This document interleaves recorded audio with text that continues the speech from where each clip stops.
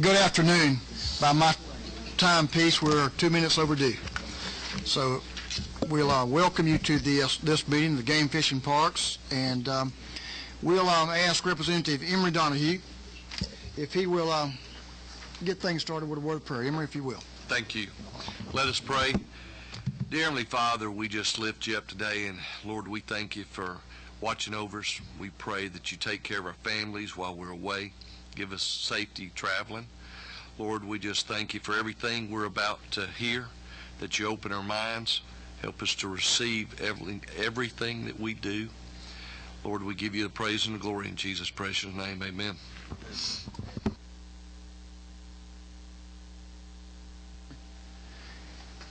A couple of introductions. I think our vice chairman was not with us on that first organizational meeting. Stephen Allison, why don't you tell us a little bit about who you are and where you're from, real briefly, if you don't mind. Thank you, Mr. Chairman. My name is Steve Allison. I represent the northeast corner of the state, made up of Union Towns, Raven, and a portion of White County. I've been on this committee now. This is my third year. Very much enjoy it. And little known fact, my district has 5 of our 46 state parks. So wow. We hold the record in that, Mr. Chairman. Raymond Gap to Tybee Light, something like that, isn't that right? I think I heard that somewhere before a long time ago. Or at least historically I heard that. You wasn't around either then, were you? Representative? I got 5. Was Sharon in our first meeting? And Tom either. Did you and Tommy? Tom wasn't either. Sharon Beasley Teague, Representative, why don't you introduce yourself and tell us a little. I don't think you made our first organizational meeting either. If you will. No, don't be sorry. We're glad to have you. Thank you. I appreciate you. I'm Sharon Beasley Teague, and I represent South Fulton County, Union City, Palmetto, and Fairburn Unincorporated, Wilson County. I was trying to think, the Chattahoochee had been dividing lines for my district in Douglas County, and now I cross it. So I have a piece of Douglas County. I caught what is Sweetwater. That's a beer. That's Sweetwater. That's beer. That's a brewery. It's kind of like a state park, yeah.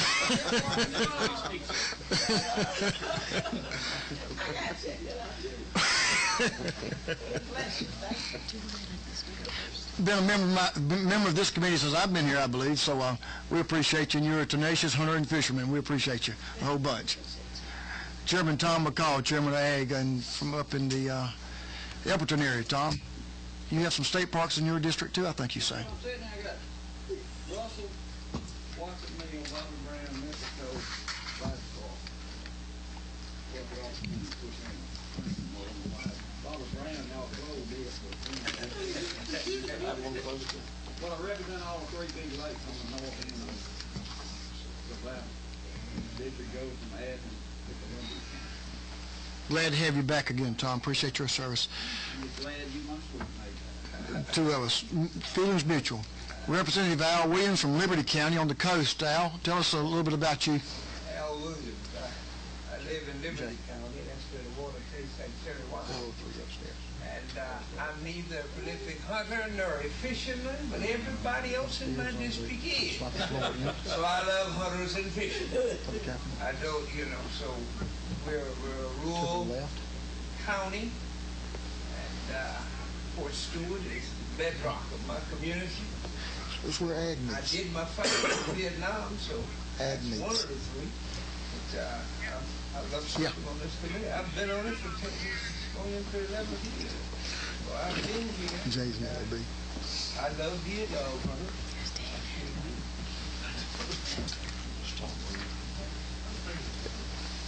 Al, we appreciate your service on this committee and appreciate your representation of coastal issues too, Al. Sure do, and you've been a friend to a lot of folks on Sportsman. New dad, David Knight. He's no longer known as Representative Knight. He's dead now, whatever you're going to be called by John David when that time arrives. So David Knight from down in Griffin. David, give us the speech about who you are, where you're from, and your good news. Oh, okay. Well, Representative David Knight, 30, represent parts of Spalding, Lamar, and now a little bit of Henry County, and going in my 5th term, and yes, we just had a little boy last Friday, so very excited, very tired. Well, I told David I knew what was going on. Marie's doing all the work. I don't know why he's so tired. Go figure. And I'd like to introduce my better half, Dale Burns, who's not always up here with us, but we're glad to have Dale today. She comes every other week. She can only stand me 1 week at a time. So that for a week, that's about all she can do. So, what's so funny? It's true. Thank you. Good to have you, Dale. You're next, Tyler. All right, at this time, David, are you ready? Yes, we have a couple of bills that we would like to discuss. The first two is House Bill 155 and House Bill 158, and we'll recognize Representative Knight. And we had primed Chuck, Representative Williams. We didn't know about if you were lost at the nursery or something, but I was glad to see you, Mr. Chairman. and of course we have our good friend Dan Foster. If you need him in any manner, we certainly he's available also. All right, thank you, Mr. Chairman. And we may, with your permission, I don't know if Dan can maybe come up to the end, and in case we need to jump in on some of the more technical issues. 155 is, we're going to call it a shooting reserve bill. It's dealing with the licensing or the blanket licensing for the shooting reserves. And what this does is it eliminates the blanket shooting reserve license so that all hunters who are coming to these shooting reserves, they've got to have a valid individual license unless they're covered by one of Georgia's exemptions, or if they're currently hold a Georgia valid hunting license. And as many people know, with the shooting reserves, we are a destination state. In fact, we're probably one of the most, or the largest destination state currently under the statistics for hunters coming into Georgia. And a lot of that is our shooting preserves. And so right now what happens is there's a blanket shooting reserve license, and these people come in and they get folded up under that. So what this is going to do is going to take away that blanket license. We're going to lower the commercial shooting preserve license to 150, so we're going to save the shooting reserves a little money there. But let's talk about the reason why we're doing away with this blanket. And this is where I'll get Dan to make sure I get all the details. But we've got the Pitt-Robinson Act. I want to make sure everybody knows what this is. When we go out as hunters and fishermen, or hunters, this is the shooting side of it, and we buy the equipment, the guns, ammunition, we pay an excise tax, okay?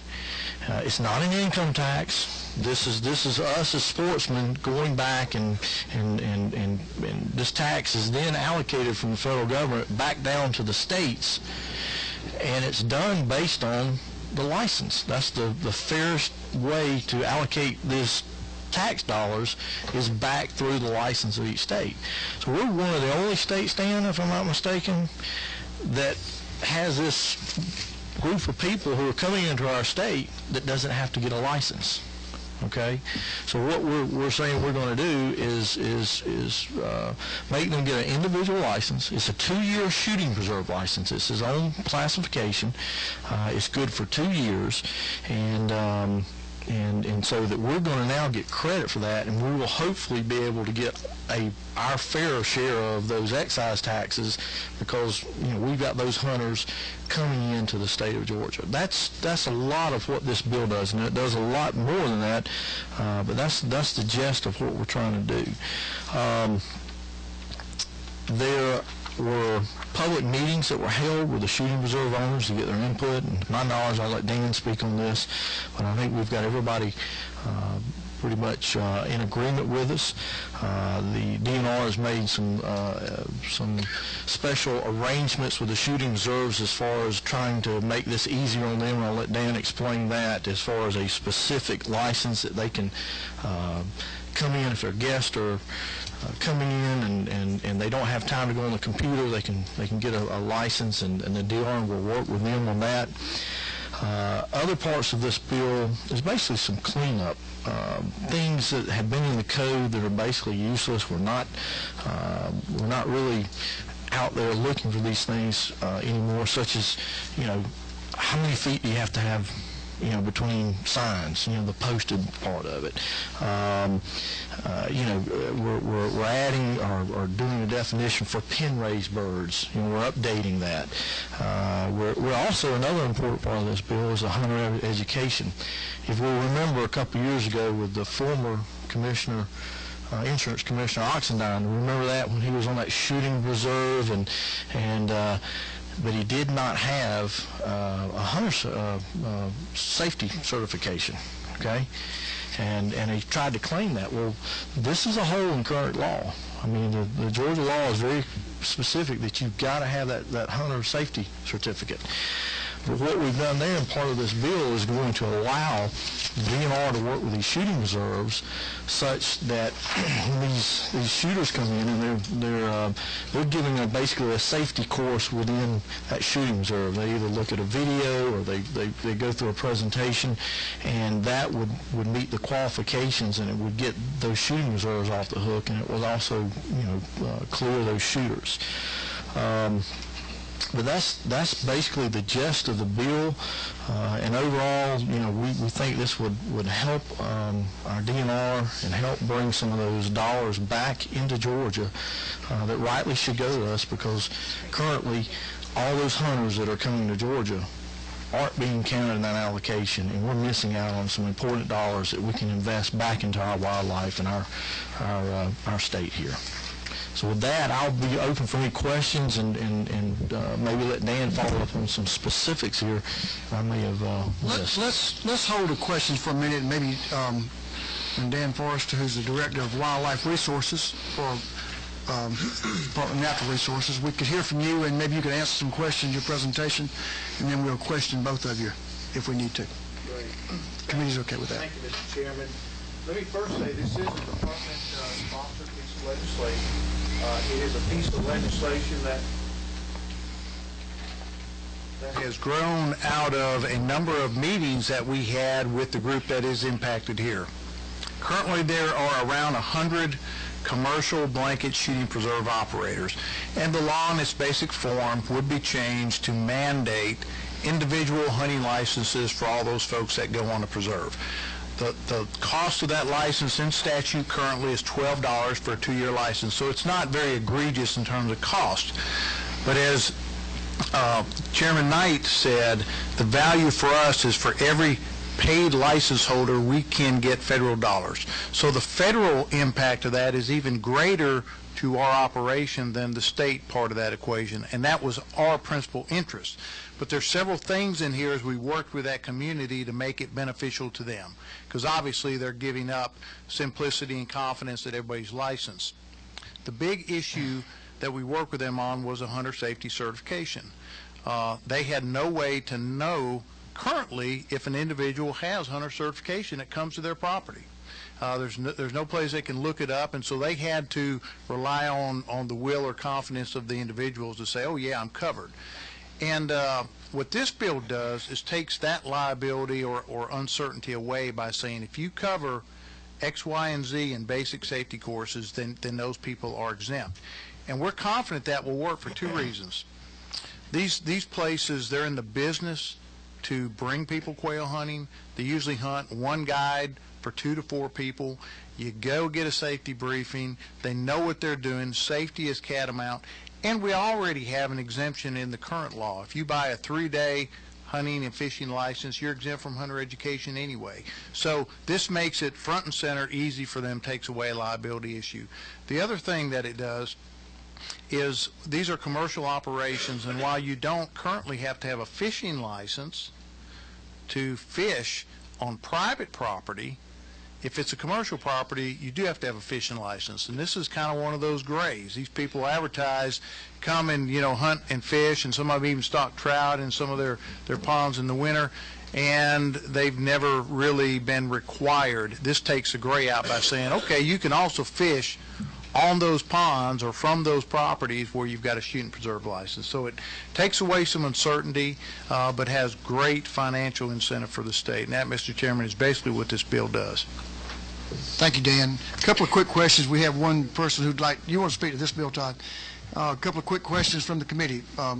Representative Williams, did you have one there? I'm still, for clarification, you answered primarily what I was concerned about, Mr. Chairman, to make sure that the gain did not impact too much the folk that come down, but for $12, I don't think it would be minimal at best.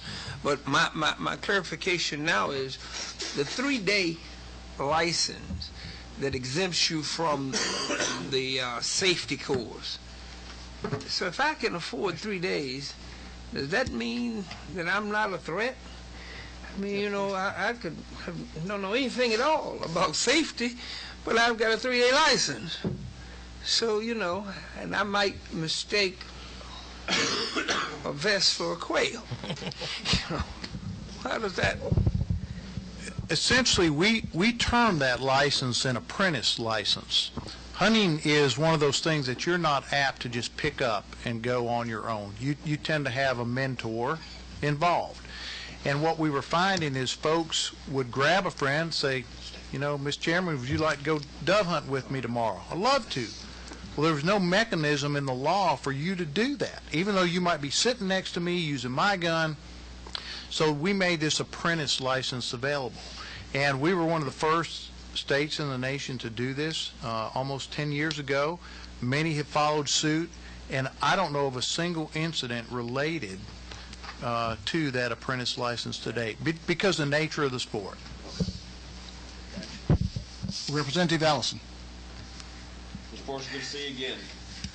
I have one question. On line 135, you are establishing a lifetime sportsman's license for the shooting preserve,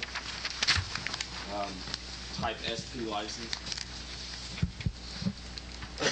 How much time would that give the license holder in this state? Is it still subject to the 2-day-a-year license? Because this is a lifetime license for $75. So under that license, how often, if I'm an Alabama citizen, can I come in and go to one of these preserves? You could go to a preserve as often as you like for the rest of your life, okay? The preserve really offers you the ability to shoot pen-raised quail or chuckers or pheasant. So you can't come and deer hunt, you can't come and turkey hunt, you can simply go on the preserve. And this was of interest to some of the shooting preserve operators as a marketing effort. Hey, if you bring 5 guests, with you next time you come, I'll throw in a lifetime license for you. So the real question is what's the appropriate cost there, but it's roughly $6 a year since the $12 for 2 years, so that's 10 or 15 years worth, which is equivalent to what the cost of the resident sportsman's combination license is relative to a sportsman's license.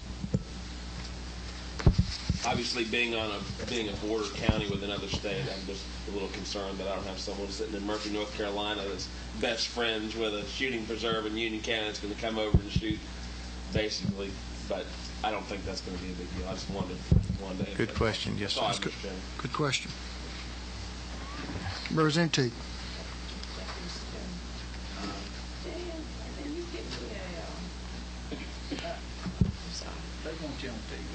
Yeah. You look good on TV. Go ahead and get up closer.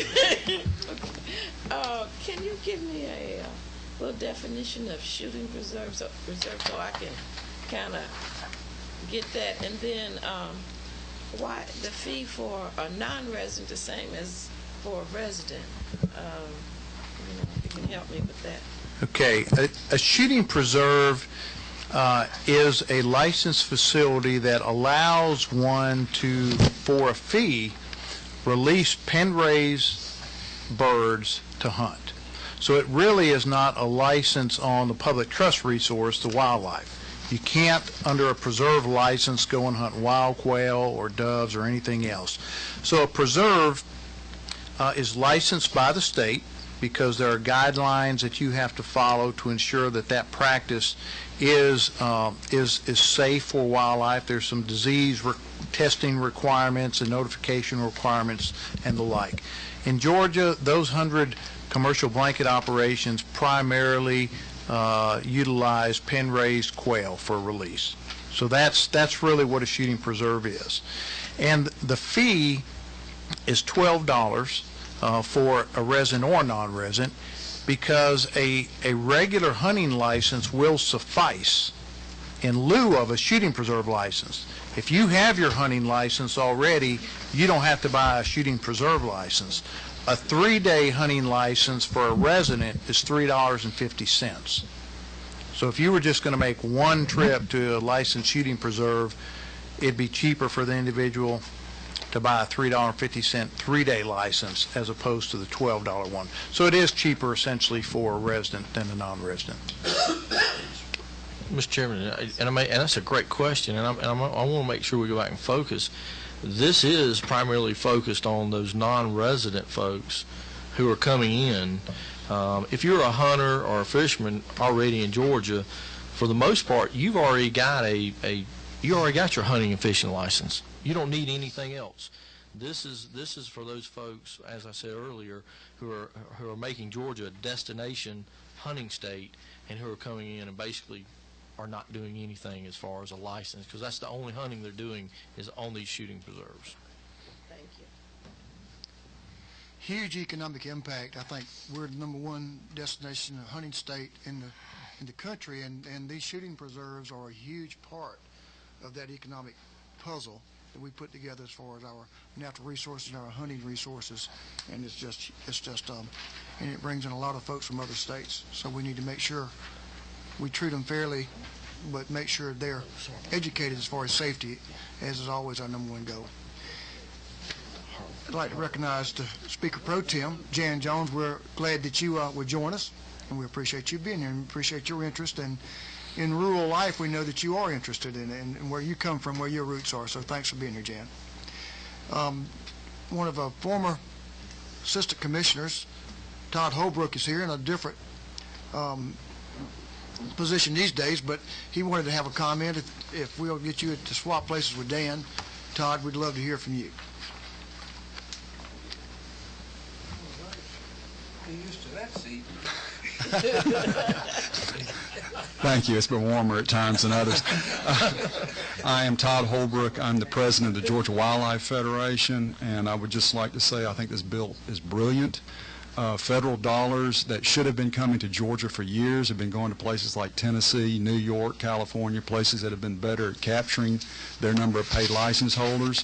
This will do that, and it is a major plus. I only have one regret about this bill. I didn't think of it. Dan Forrester did, and I hate for him to beat me to the draw, but it's an excellent piece of legislation.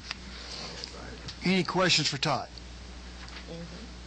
Thanks, Todd. Thank you. Appreciate you admitting that Dan was smarter than you. Today. Only on occasion, right, Dan? Any other comments about the bill? David, do you have anything else you'd like to say? I think our posture is we would like for you to, if it's appropriate, I think we'd like for you to hold your comments or any further conversation on this bill on 155. And let's talk about 158 for a minute, and we may have a proposition that would be of interest to this committee if we move forward 158. Let's see, kind of hear from David on 158. All right. This bill is House Bill 158. This is not a department bill, but in talking and asking, inquiring about how do we increase. David, excuse me.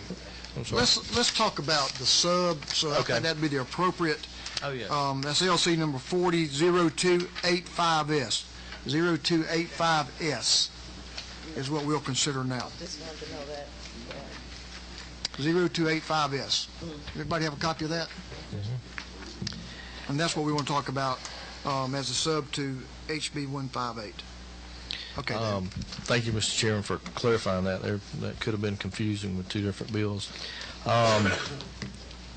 What we've done, and everyone that's been here for a while, we've continually trying to make an effort to recruit new hunters and new fishermen in this state. It's very important. We know from statistics that that recruitment is down of people coming into the sport. And we've had many recruitment type initiatives, and this is simply another recruitment type initiative. In talking and getting some statistics, and I think Dan may have I don't want to misstate them, but about half of the people who buy boats in Georgia don't fish. So here they are out on the water, they're enjoying, they've bought boats, but they don't fish. And what this would do would say that if you're buying a boat, okay, we're going to, as part of that and part of your valid registration, on your birthday, okay, we're going to give you a 3-day fishing license, hunting fishing license. Okay, that's that 3-day that we talked about, right? And it's just an opportunity to recruit people into the fold. It's not costing the state anything from a perspective of money, and hopefully we're going to gain another sportsman or fisherman, someone who will continue to use the resources that we have here in Georgia and spend money, and that's what this bill does. It's simply giving them a 3-day license beginning on their birthday.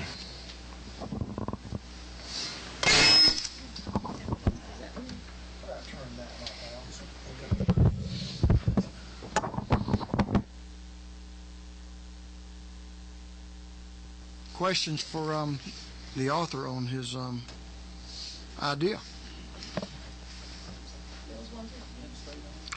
We're okay. Mr. Chairman, Representative Allison. Mr. Chairman. Make sure you get that mic, Stephen. You need to.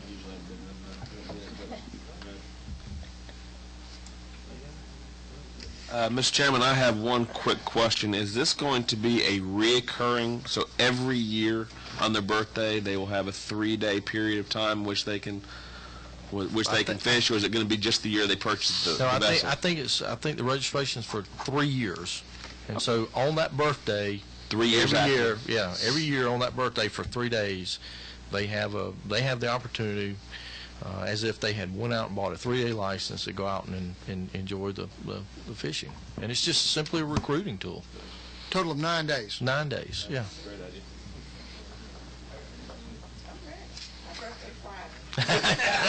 Have you bought the boat yet? Yes. Just give me the license. Any other questions or comments?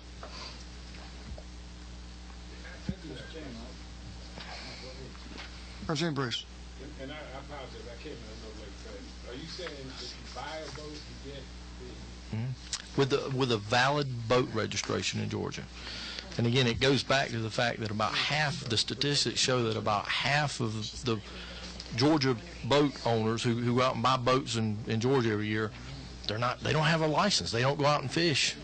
And all we're trying to do is a recruitment tool saying, you go out and do this, and you register this boat. Well, on your birthday, we're going to give you a 3-day license to go out and hopefully go out and try something new on your boat. Go out and fish. I mean, to your point of trying to recruit, what about people who can't afford to buy a boat? So their license to be able to go out. Bait too expensive. Bait's too expensive. The boat is a lot more expensive. I'm saying, is there something else that can be attached to that so that people who can't afford to buy a boat might be able to... Well, I really haven't looked at that point of view, and that may be something that you want to look at, but this was simply a way of identifying a population that was out on Georgia waters. They'd bought their boat, they'd registered it, and they're out on Georgia waters already, enjoying the outdoors, but not taking that extra step of going and fishing. And that's what we were hoping to do with this. So I really have not thought of another avenue to, for a license. Dan may have a comment there. The only comment I would make is that each year the governor does sign a proclamation. There's free fishing days. Usually occurs in September, and that's that opportunity. This was kind of an extension of that. But as a reminder, for the most part, fishing and hunting is relatively inexpensive sport. It's $3.50 for a 3-day privilege or $9 for a season. So money is usually not the barrier, but used in a marketing context like this, it might just be the thing that a guy says, okay, kids, we can fish with you. So it may not be a big impact, but it comes at a fairly minimal cost, we think, and so for that reason we look very favorably upon this. And that boat could be anything from a cabin cruiser to a John boat that was fairly inexpensive that you register. That's correct. And that would Representative Donahue. Just on a different subject, show, I call it a kind of a bait and switch for people that's never tried anything. Well, for the bait, you can pretty much dig worms pretty cheap. We do a thing called Jake's Day, to where we take kids and we put them in the outdoors, and we've grown it to about 2,000 kids. And we have seen where kids have never shot a bow and arrow. They've never catfish rodeo, to where you're just teaching them a rod and you're teaching them basically the concept. And how many people come back to me every year and say, if I'd never tried it, I didn't understand what I'm missing. And for $9, you might want to look at taking and giving up that Mountain Dew and them pork rinds, and take the kids out and spend that day, because once they're hooked, then you've got someone for life.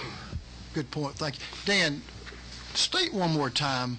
I always lose track of the cost of a temporary hunting and fishing license that you just spoke to the fact a minute ago.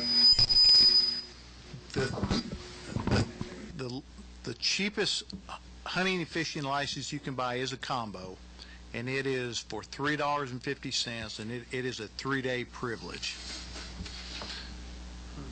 So fairly inexpensive. Good yes, work. I think that's a great tool and a great asset for citizens of our state to have that opportunity. Mr. Chairman, I want to suggest something, and that we've talked about. You have before you HB 155, and you have the sub that's HB 158, and you've just been presented with LC 400287S that combines both of those bills. Now, we all know that Representative Knight, Chairman Knight, is very, very prolific when it comes to introducing and bringing bills to the floor, and we know that the chairman of rules doesn't like so many bills. So we would love to put these two bills together and consider them as one under this, hitting this sub. If the author, I think we have your consent that may be. Mr. Chairman, I would very much appreciate the committee's favorable view of combining these bills. Here, do pass on the sub. Just a second. All those in favor, let it be known by saying aye. Aye. Opposed? No, same. Thank you, Mr. Good Chairman job. and members of the committee. Thank you. Thank you.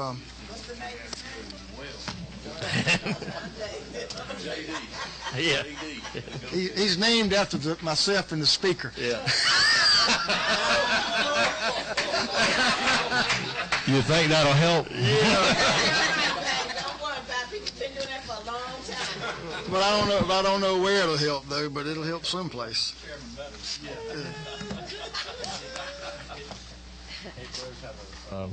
An H in it. So.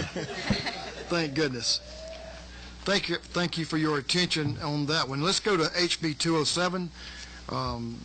Representative Jason Shaw. Jason, which one are we working off of here? I have, maybe we're working on a sub. We're working off the substitute, which is LC 400229-0S. And House Bill 207 deals with our regulations and laws that apply to turkey hunting. And the substitute was generated earlier today. I've been working with our friend Mr. Holbrook from Georgia Wildlife Federation and some others. But basically all this bill does is allows youth under the age of 16 and also those who are disabled or handicapped. We've got a very tight definition on the disability that I'll go into, but it allows those individuals to actually go turkey hunting the weekend prior to the normal opening season date on a 2-day season on Saturday and Sunday, the weekend prior to the normal season. So we're not changing the normal season dates. Those are still going to be the first Saturday after March the 19th, I think is the way the law reads now. So sometimes that might be usually that's the 4th weekend in March is the normal opening date for turkey season. So simply the weekend prior to that, youth under age 16, just like we're already doing with deer hunting and allowing those youth to go deer hunting early, and the disabled or handicapped with this very tight definition of disability. I'm not even going to try to pronounce a couple of these words because I'd be embarrassed, but basically it says dependence upon wheelchair or similar device for ambulation, paraplegia, single leg amputation above the knee. So it's very tight. I wanted to make sure it was those who really just have a hard time getting in the woods. There's a lot of passionate hunters that do a great deed by taking folks like this hunting. Turkey hunting, for those of you that turkey hunt know that it is a very, very, it's not an easy bird to take. They are pretty weary. If those birds could smell, I don't think anybody would ever kill a turkey because they can see. And so anyway, this would allow those folks that have a little bit harder time killing a bird to be out there the weekend before the birds become a little even harder to kill. I mean, let's face it, these birds are smart, and after that first weekend in the woods, they get even smarter. So this would allow folks to get in the woods. I think it would allow more of these youth to really have a better chance of having some success. I can tell you, I've been turkey hunting for a long time, or since we've had a season in Georgia, and I didn't even kill a bird last year. But I didn't get, thanks to the legislature, we don't get to hunt much, but maybe we will this year. But that's basically it. Mr. Holbrook will probably want to speak on it, and maybe someone else, but might have another idea or two. But this is the way I feel like we need to do this. I got some folks back home that are very passionate about this, and this would allow them to do their disability hunts that weekend before, and so I can't think of anything else that I really need to add. That's basically it. You're limiting to 2 days the weekend before the season comes in on the following weekend. Is that? That's correct. It's limited to the Saturday and Sunday on the weekend prior to the normal start date. And again, is it the term mobility impaired is for any age person or just for youth? The mobility impaired is for any age person, but then any youth under 16 or under. Yes. 16 years of age or younger at any time. That language is the same we do for deer already, deer hunting. Okay. Questions for the sponsor? Representative Bruce. Not that I'm beyond killing turkeys, but if I'm out there with a child that's under 16 and I shoot the turkey, what happens? You're in trouble. Okay, but sometimes you're just kind of there with them.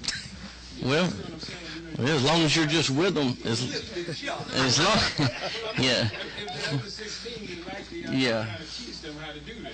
Yeah, Teach them without doing it. well, we've got, our game wardens in the state are well trained, and they're they know what they're doing, and I don't think that they're going to like it very much if the adult even is the one with the gun. Technically, you're just there trying to help them along, help them get set up, and usually you're the one just calling the bird. Yeah, because you're actually calling the turkey. Yeah. And so. Don't ask that question. They'll get started, and we won't. That's a good question. Representative Teague. Thank you, Mr. Chairman. I would like for the persons that we're doing this for to be successful. So my question would be, why only turkeys? Because I don't know if you know how to go out there and shoot that many turkeys or whatnot. But the last time I did it, and I know I'm getting older, I wasn't quite that successful. So, can we do with something else that maybe I could shoot a little bit better? I'm a pretty good shot. But when you talk about them turkeys that can run for me, can you tell me, can we do something else? Well, we might need to later on bring in our squirrel hunters and small game hunters to talk about this too.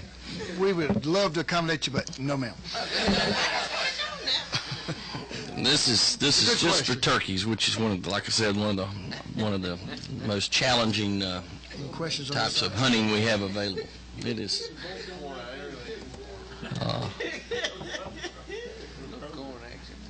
Dan, Director Forrester, would you like to make any comments on what we're discussing here, or would you like? Let me hear from Todd first. Todd Holbrook, come back and let us hear from you on this.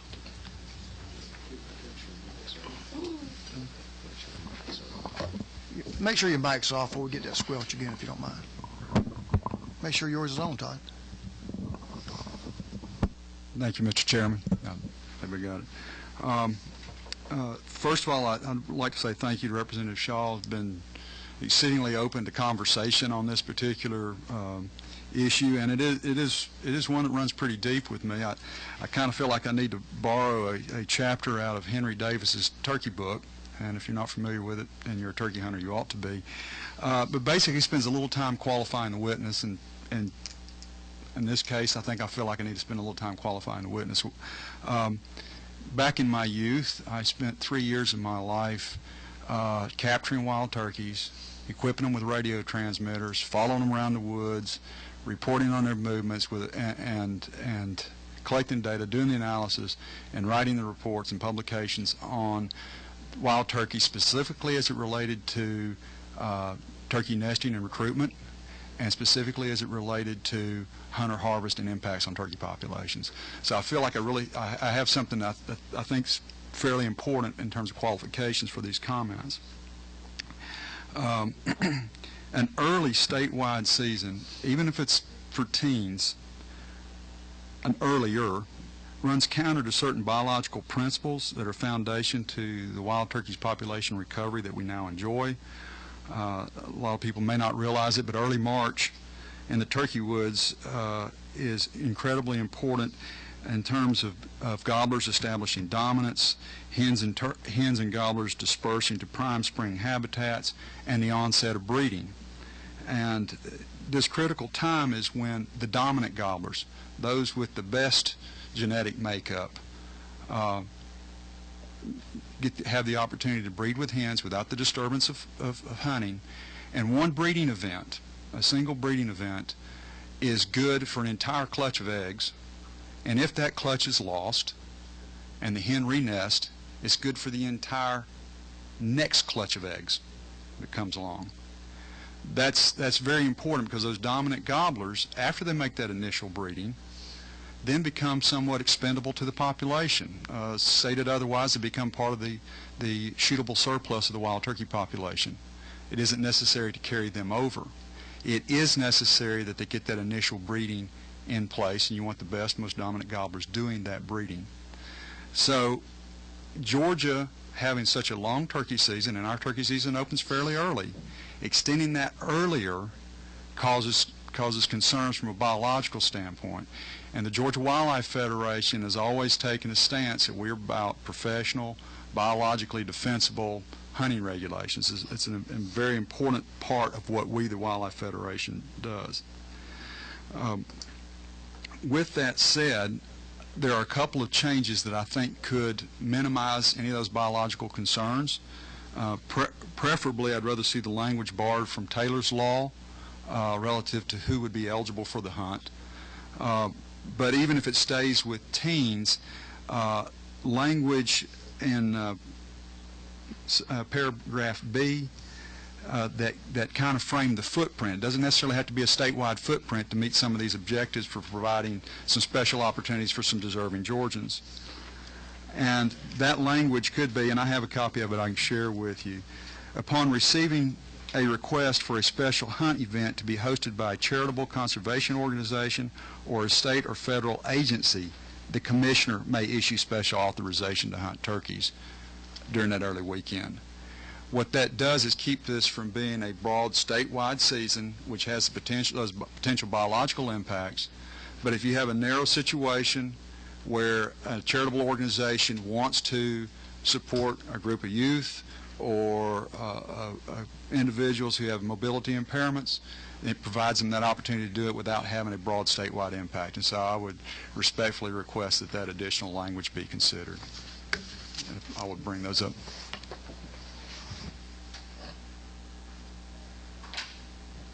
Thank you. Todd, let's see if there's a question for you. Anybody have a question for Todd? Representative Shaw. As far as the charitable organization, so it would have to be like a nonprofit or something like that, an organized group that corporation or 501c3 or something like that? In my opinion, it wouldn't necessarily need to be a 501c3. I think you can consider any church group or anybody out there doing whatever favorable charitable work. You could define that for the purposes of this law, but I kind of don't think it's necessary to do it. It wasn't specifically intended to be a 501c3 or anything like that. Just somebody out there wanting to do charitable activity and support these groups. Okay, I just want to make sure I understand, because you've been doing this a long time. You know how exactly the law is now. So it would be basically you'd have to get an approval through the DNR to be considered a group or a charitable group. You would the hunt itself, the event, would have to be approved through the DNR rather than every individual teenager out there applying for a license. You get one application with a half a dozen or 10 names on it for these youth that are going on this hunt, and then the commissioner can make that approval, as opposed to maybe 1,000 or so youth applying for a hunt, which will create some bureaucratic issues in of itself. Thank you, sir. Any other questions for Mr. Holbrook on his suggestion? Chairman McCall. Looking at the language on line 22 of the bill, you want to go to 21, or you want the one who has a sunbird. Am I reading that right? Yes, sir. That was just borrowed from the Taylor's Law language. That was exactly the same. To me, that was the way I would think about this. That act was very, very well received, and I think a very positive impact for Georgians. But that is not as big a sticking point as to me as having a broad across the board season, even as for youth hunters, because you're going to have an awful lot of adults out there. And I think Representative Bruce raised a really good point. There's going to be a lot of shoulders meeting shotguns that aren't necessarily teenage shoulders. Bruce, I tell you.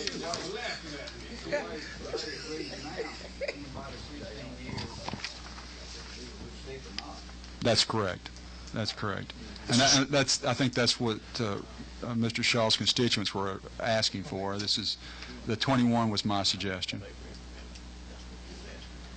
No. I'm going to send that to subcommittee. I'm going to send it to subcommittee to get it straight.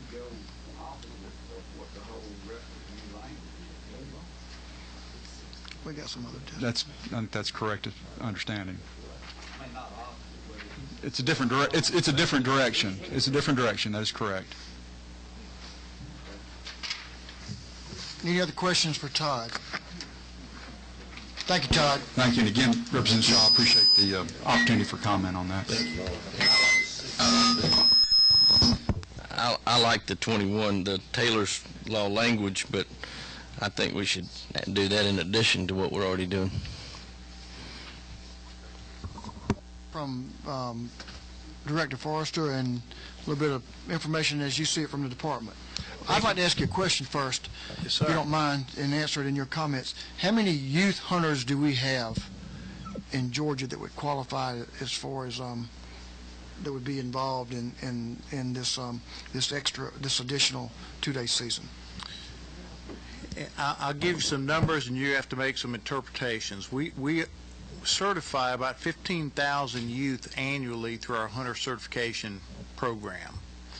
But relative to hunters, we have about 80,000 turkey hunters compared to 320,000 deer hunters. So it's just a percentage of that. So if you run those same percentages, you're still talking about 3,000 to 5,000 potential youth hunters, per year, essentially, is what that would amount to. So it's going to be significant. One thing I would also say is youth turkey hunting tends to be a more mature sport. It's not as conducive for introduction as dove hunting or squirrel hunting with a dog or even deer hunting in some circumstances. So participation is a little bit older than that. There was some dialogue about whether or not a 501c3 should be required. One parallel we have in the current law is with respect to wounded warrior hunts and fishing. We can exempt or the commissioner may exempt non-residents and residents from a license requirement to fish if they're part of a wounded warrior event that is organized by a 501c3. That's the only parallel we have in language, and that's where that may have been drawn from. First, applaud anybody for tackling the recruitment and retention issue. Is certainly something that we are very supportive of. One thing that makes us a little different here from some neighboring states is we have the longest turkey season in the nation. Okay, many states that have tackled this have had shorter seasons where it was a little bit easier to add a week on either the front end or the back end. And the sideboards are important. I think there was a letter from the Turkey Federation, and Mr. Holbrook kind of alluded to this, and our biological staff would also endorse the fact that the framework that's guided in law currently is a framework we'd love to see us stay within. We start edging outside of the framework and you start getting into trouble. This bill does not go outside of that framework, which is to its credit. But it does push back the season a little bit, and by that, if you can follow with me briefly on the math, but the framework says that the turkey season cannot start any earlier than March 15th. But in regulation, the board establishes opening day as the first Saturday after March 19th.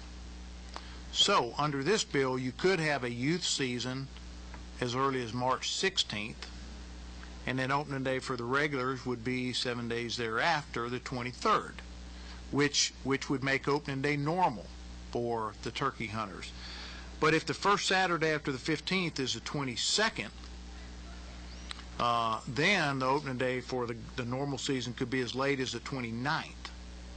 So that's when you start having a turkey season as late as the 29th. Then we'll probably hear some from the customers about having the turkey season too late. So that's kind of the trade-off with this particular bill. So the only other thing beyond the biology that would give us concern is the administration. Obviously, the simpler the better. We would not want to be in a position of having to handle 8,000 or even 1,000 applications at the last minute and try and facilitate that. So what Mr. Holbrook suggested with respect to the mobility issue is certainly a good one, and any movement on a youth season would probably best be served being in total and not through any kind of administration or petition. And I think, Mr. Chairman, that pretty much sums up my comments, but I'll be happy to answer questions. I'm going to let, while we're on that subject, one quick question. Go ahead, Arthur. The way this bill is drafted, wouldn't it be up to the department to actually handle the rules and regs of how you want to handle it if you just want to make that an open for the 16 and under, rather than having to specifically say you have to apply for that special permission? If Jeremy would agree with that interpretation, I'd be tickled pink. I think it does. My question was, wouldn't this bill allow the department to actually promulgate the rules and regs for this so that if they wanted to just keep it open and say anybody 16 or under can hunt on that Saturday and Sunday, rather than having to go through an application or approval process?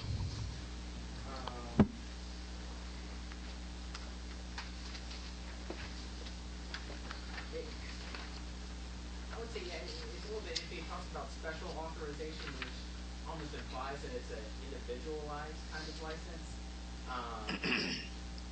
And if you're talking about the mobility impaired part, you're almost going to need some sort of attestation or proof. I guess, it'd be pretty easy to find out if someone was actually mobility impaired. But I would imagine the department would want some sort of, proof of birth date or whatever so that they can actually enforce it. If there's a 17, 18, 19-year-old out hunting that looks young, I think that authority may be left with the department, but it implies that it's more of an individualized thing that would require an application. I have a suggestion, but I will hear your question because you have a question right now. Here's what we're going to do with it. If I want to send this back, send this to subcommittee. This is a really good bill, and it's a great idea, but we have some details we need to work out. And because when we move things out of this committee, we want to make sure they're clean and well thought out, and we don't want to get into the middle of rules or on the floor debating some of these issues. So let's make sure that we get it right, and I think that we can get that done. I would hope to hear it back next week. What I would ask to do, we would send it to the Hunting Regulations Subcommittee.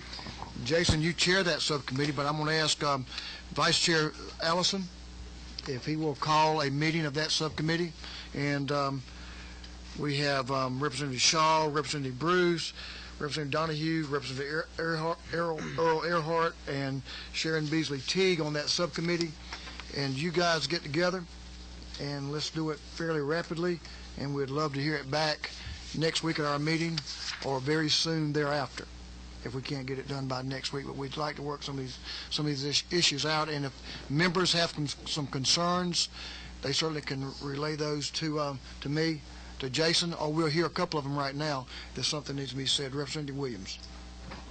Chairman, I just wanted to say that I've listened very closely, and while I understand the conservation of it and the ecology of it, the very basis of the fact that turkey hunting is a very disciplined sport.